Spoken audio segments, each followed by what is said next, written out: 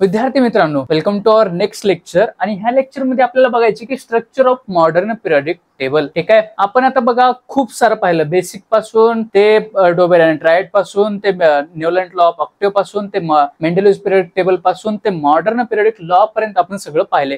आणि आता आपल्याला पाहिजे की structure of modern periodic table म्हणजे आत्ताचा जो मॉडर्न पिरियडिक टेबल आपल्याला दिला गेलाय त्याचं स्ट्रक्चर कशा प्रकारे दिले गेले आणि त्याच्यामध्ये काय काय आहे, काय काय नाही, नेमकं तो कशाच्या बेसिसवर दिला गेलाय हे सगळं आपल्याला पाहायचंय. ठीक आहे, बेसिस तर आपल्याला माहित झालंय. ठीक आहे, मॉडर्न पिरियडिक लॉ आपण जो पाहिलाय तो long form of modern periodic टेबलचा होता. त्या कशाच्या बेसिसवर होता? ॲटॉमिक नंबरच्या बेसिसवर होता.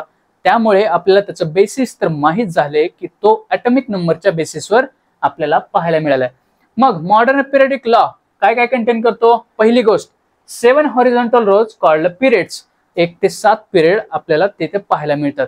ठीक आहे, जे हॉरिझॉन्टल त्याची जी पोझिशन आहे जी आपल्याला पाहायला मिळते त्याला आपण पिरियड्स असं म्हणतो आणि ते हॉरिझॉन्टल रो आपण त्याला पिरियड म्हणलेला आहे.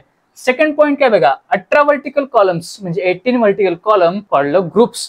म्हणजे जे ग्रुप्स आपल्याला आडवे जे ग्रुप्स पाहायला मिळतात एकापाठी एक जे 18 ग्रुप्स आपल्याला पाहायला मिळतात ते व्हर्टिकल कॉलम्स त्यालाच आपण ग्रुप्स म्हणले. ते 1 ते 18 पर्यंत आहेत. तिसरा पॉइंट काय बघा, arrangement off period plus group formation of box. म्हणजे एक झाला व्हर्टिकल कॉलम, एक झाला हॉरिझॉन्टल म्हणजे असा आणि असा. म्हणजे काय बाबा, थोडक्यात ह्या 2 पॉइंटच्या जंक्शनला हा झाला पिरियड असं त्यांना म्हणायचं काम आहे, किंवा हा झाला तो बॉक्स जिथे आपल्याला तो एलिमेंट प्लेस करायचा आहे असं त्यांचं म्हणणं आलं. चौथा, atomic number serially indicated in upper part of this boxes. आता जो हा बॉक्स फॉर्म केला होता काय, एका पिरियड आणि ग्रुपचा जो इंटरजेक्शन होतं जे जिथं तिचं ज्यांचं म्हणजे काय क्रॉस ओव्हर होत होतं तिथं आपण त्याला बॉक्स म्हणलं. आणि त्या बॉक्स मध्ये अप्पर साइडला त्यांनी ॲटॉमिक नंबर सिरियली अरेंज करण्याचं काम केलं. म्हणजे 1 2 3 4 त्या बॉक्सच्या अप्पर पार्ट मध्ये त्यांनी सिरियल नंबर द्यायला सुरुवात केली. आणि each box place for 1 element. आणि प्रत्येक बॉक्स मध्ये फक्त एकच एलिमेंट ठेवण्यात आला जो की आपल्याला प्रिव्हियसली कोणत्याच पिरियडिक टेबल मध्ये पाहायला मिळाला नव्हता. चौथा, apart from 7 rows 2 rows are separately काय प्लेस करण्यात आले त्यांनाच आपण लॅन्थेनाइट सिरीज आणि ॲक्टिनाइट सिरीज असं म्हणतो. मॉडर्न पिरियडिक टेबल मध्ये काय बघा 7 रोज आहेत, पण त्या 7 रोज मध्येही 2 रोज असे आहेत ज्यांना सेपरेटली ठेवण्याचं काम करण्यात आले आणि त्या सिरीजला आपण लॅन्थेनाइट सिरीज किंवा ॲक्टिनाइट सिरीज म्हणतो. आता त्या लॅन्थेनाइट आणि ॲक्टिनाइट्स काय आहेत, त्यांच्या प्रॉपर्टीज काय आहेत, त्यांना काय म्हणतात ते सर्व आपल्याला नेक्स्ट 11th मध्ये पाहायचे, किंवा आता थोडस आलाय त्याचा संबंध तर आपण थोडस त्याला पाहत जाऊयात. ठीक आहे, 7वा पॉइंट काय, 1118 बॉक्सेस इन पिरियडिक टेबल आणि 118 प्लेसेस सध्या प्रेझेंट स्थितीला आपल्याला मॉडर्न पिरियडिक मध्ये पाहायला मिळतात. म्हणजे 118 प्लेसेस त्या मॉडर्न पिरियडिक टेबल मध्ये आहेत आणि त्याच 118 प्लेसेस ह्या सगळ्या फुल झालेल्या आहेत. बघा, न्यूलँडच्या पिरियडिक टेबल मध्ये काय होतं, फक्त 56 प्लेसेस होत्या. नवीन जर शोध लागला तर त्याला ऑक्युपाय करण्याची कॅपॅसिटी नव्हती. सेम तशाच प्रकारे मेंडेलिव्हच्या पिरियडिक टेबल मध्ये होतं. आणि तशाच प्रकारे आता मॉडर्न पिरियडिक जो टेबल आहे तिथे 118 प्लेसेस आहेत आणि त्या 118 प्लेसेस ह्या सगळ्या ऑक्युपाय करण्याचं काम केलं गेलं की, किंवा ते सगळे जे एलिमेंट आपल्याला शोध लावण्यात आले ते 118 टोटल मध्ये फिल झालेत. आता जागाच शिल्लक नाही जिथे आपल्याला नवीन जर एखादा एलिमेंट शोध लावण्यात आला तर तिथे प्लेस करता येईल. ठीक आहे, त्याच्यामुळे if more elements discovered periodic table may change. ठीक आहे, म्हणजे आपण जो मॉडर्न पिरियडिक टेबल पाहतोय हा काय होता बाबा, मेंडेलिव्हच्या पिरियडिक टेबलचं एक मॉडिफाईड व्हर्जन होतं. ठीक आहे, पण आता जर आणखी एलिमेंट जर डिस्कवर झाले तर आपण असं म्हणू शकतो की आणखी मॉडर्न पिरियडिक टेबल हा काहीतरी वेगळ्याच रूपात आपल्याला पाहायला मिळतो, काहीतरी वेगळ्याच रूपात त्याचं रूपांतर झालेलं पाहायला मिळेल, तो चेंज झालेला आपल्याला पाहण्यात येईल असं आपल्याला म्हणण्यात आलं आहे. ठीक आहे, बघा माझं एक म्हणणं आहे की आता म्हणजे पुस्तकात जे मॉडर्न पिरियडिक टेबल दिलाय तो तुम्ही डोळ्यासमोर ठेवा. जेव्हा हे लेक्चर करताय तो तुम्ही डोळ्यासमोर ठेवा, कारण सगळं कसं आहे त्या पिरियड मध्ये बघितल्यानंतरच तुम्हाला लक्षात येईल की हा बाबा मास्तर जे म्हणते त्या ह्या गोष्टी आहेत नेमक्या. ठीक आहे, मग बघा entire periodic table divided into 4 blocks. जे 4 ब्लॉक्स आहेत तो एंटायर पिरियडिक टेबल 4 ब्लॉक्स मध्ये डिवाइड केला गेलाय. S block, P block, D block आणि एफ ब्लॉक. ठीक आहे, एस ब्लॉक मध्ये काय करण्यात आलंय, ग्रुप 1 आणि 2 एस ब्लॉक मध्ये ठेवण्यात आले. ग्रुप 13 to 18 पी ब्लॉक मध्ये ठेवण्यात आले. ग्रुप 3 to 12 डी ब्लॉक मध्ये ठेवण्यात आले. आणि लॅन्थेनाइट आणि ॲक्टिनाइट सिरीज जी आपल्याला पाहायला मिळते, 2 ज्या वेगळ्या सिरीज आपल्याला पाहायला मिळतात त्या एफ ब्लॉक मध्ये ठेवण्यात आलेले आहेत. म्हणजे त्यालाच आपण एफ ब्लॉक एलिमेंट्स असं म्हणतो. डी ब्लॉक एलिमेंट्सला आपण ट्रान्झिशन एलिमेंट्स देखील म्हणतो. ट्रान्झिशन एलिमेंट्स म्हणजे बघा ह्या 2 ग्रुपच्या मध्ये असणारे म्हणजे एस आणि पी ब्लॉकच्या मध्ये जे असणारे एलिमेंट्स आहेत त्यांना आपण ट्रान्झिशन एलिमेंट्स म्हणतोय, कारण एस पासून पी पर्यंत जाण्यासाठी आपल्याला डी ब्लॉक क्रॉस करून जावा लागतो.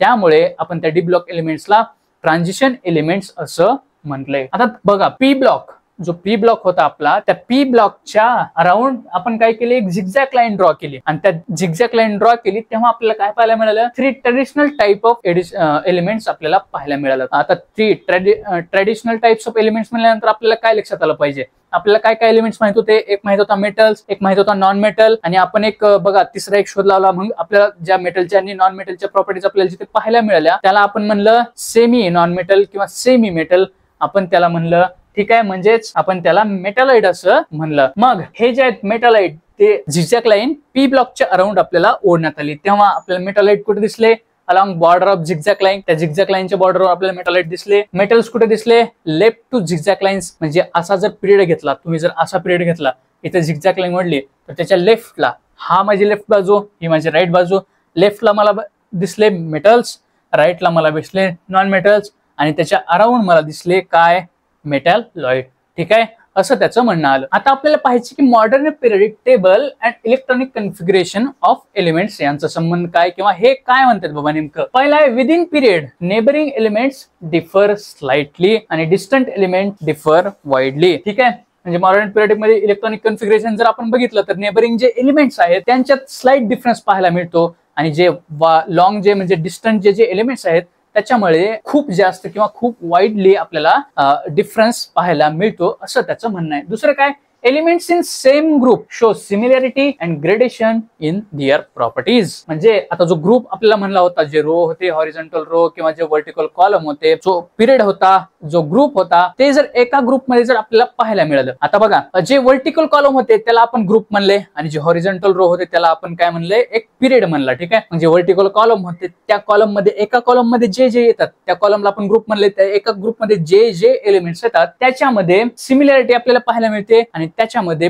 प्रॉपर्टीज मध्ये ही सिमिलॅरिटी किंवा ग्रेडेशन आपल्याला पाहायला मिळतं. आणि similarities because of their electronic configuration, कारण त्यांचं इलेक्ट्रॉनिक जे कन्फिगरेशन आहे ते सिमिलर आहे, त्यांचे व्हॅलेन्स इलेक्ट्रॉन हे आहेत ते सिमिलर आहेत, त्यांचं जे स्प्रेड आहे KLMN ह्या जे शेल्स आहेत न्यूक्लियसच्या अराउंड, तिथं जो त्यांचं जे कन्फिगरेशन आहे ते सेम आहे, आणि त्याच्यामुळे त्यांच्या प्रॉपर्टीज त्या इलेक्ट्रॉनिक कन्फिगरेशन मुळे सेम आहेत, असं त्यांचं म्हणणं आहे. इलेक्ट्रॉनिक कन्फिगरेशन काय बाबा, decide group and period in which element place. आता आपलं सगळं इलेक्ट्रॉनिक कन्फिगरेशन वरच डिपेंड आपल्याला आहे की आपल्याला त्या एलिमेंटला कोणत्या पिरियड मध्ये किंवा कोणत्या ग्रुपमध्ये ठेवायचं आहे. आता आपण पाहणार आहोत की ग्रुप आणि इलेक्ट्रॉनिक कन्फिगरेशन आहे त्यांचा काय संबंध आहे. ठीक आहे, म्हणजे त्यांचं रिलेशन काय आहे ते आता आपण पाहणार आहोत. बघा, ग्रुप 1 अल्कली मेटल्स, त्यांचं काय, सेम व्हॅलेन्स इलेक्ट्रॉन्स आहेत. व्हॅलेन्स इलेक्ट्रॉन्स त्यांची संख्या किती आहे, 1. ठीक आहे, दुसरा group second alkaline earth metals, same valence electrons. Valence electrons किती आहेत किंवा त्यांची व्हॅलेन्सी किती आहे, 2, म्हणजे 2 electrons in outermost shell. Group 17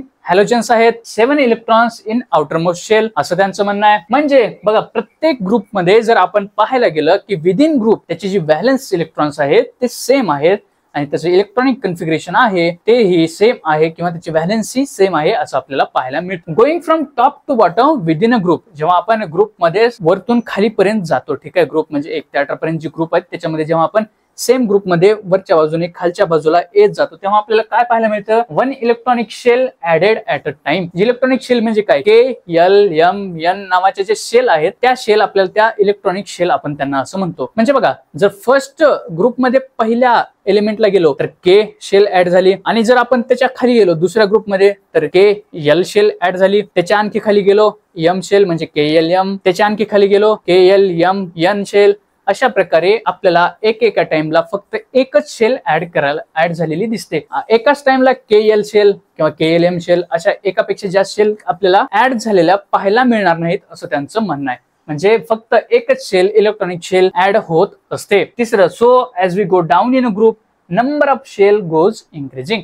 म्हणजे मग जेव्हा आपण डाऊन द ग्रुप आपल्याला जायला मिळतं तेव्हा नंबर ऑफ शेल इन्क्रीज झालेले मिळतात. का हो, कारण त्याचा ॲटॉमिक नंबर वाढलेला असतो, त्याचं इलेक्ट्रॉनिक कन्फिगरेशन वाढलेलं असतं, त्याची व्हॅलेन्सी सेम असते, पण डिस्ट्रीब्युशन जे असतं, ज्या शेल ज्या असतात त्या वाढलेल्या असतात, आणि त्या शेल्समध्ये आपल्याला इलेक्ट्रॉनचं डिस्ट्रीब्युशन झालेलं पाहायला मिळतं, असं त्यांचं म्हणणं आहे.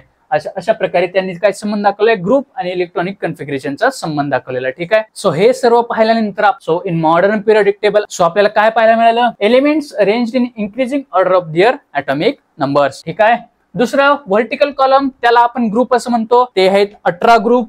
आणि त्याच्यामध्ये chemical properties in same group show similarity and gradation. म्हणजे केमिकलच्या प्रॉपर्टी आहेत त्यात थोडीशी सिमिलॅरिटी आपल्याला पाहायला मिळते आणि ग्रेडेशन म्हणजे त्याचं एकतर वाढणं त्या प्रॉपर्टीचं किंवा त्या प्रॉपर्टीचं एकतर कमी होणं आपल्याला पाहायला मिळतं. ठीक आहे, ग्रेड बाय ग्रेड ते वाढत तर जाते property within a group, otherwise ती प्रॉपर्टी एखादी कमी तर होत जाते विदिन अ ग्रुप असं आपल्याला पाहायला मिळतं. हॉरिझॉन्टल रोज कॉल्ड पिरियड्स, ते पिरियड किती आहेत 7 पिरियड आहेत आणि त्या पिरियड मध्ये properties of element change slowly from one end to other end in a period. म्हणजे हा जो पिरियड आहे तो हा इकडे लेफ्ट टू राईट जायला पाहायला मिळाला आपल्याला, ह्या साईडने या साईडला चालू तर हा पिरियड आहे आणि त्या पिरियड मध्ये जी केमिकल प्रॉपर्टी आहे थोडीशी चेंज झाला पाहायला मिळते जेव्हा आपण लेफ्ट टू राईट जातो. म्हणजे इथं आपल्याला मेटॅलिक कॅरेक्टर, दुसरं मेटलाइट म्हणजे नॉन मेटल सेमी मेटल, तिसरं नॉन मेटल कॅरेक्टर आणि चौथं ती नोबल ग्लासेस वगैरे आहेत बघा त्या पिरियडिक टेबल मध्ये. अशा प्रॉपर्टी आपल्याला पाहायला मिळतात असं त्याचं म्हणणं आहे. ठीक आहे, अशा प्रकारे आपण हे आजचं लेक्चर थांबूयात आणि इथपर्यंत आला तर हे कसं वाटलं त्यासाठी लाईक करा, शेअर करा, सबस्क्राईब करा. कमेंट बॉक्स मध्ये कमेंट द्यायला विसरू नका की हा व्हिडिओ कसा वाटला. तुमचे जे क्वेश्चन्स आहेत ते क्वेश्चन्स त्या कमेंट बॉक्स मध्ये विचारायचे विसरू नका. हसत खेळत राहा, अभ्यास करत राहा आणि पुढे जात राहा.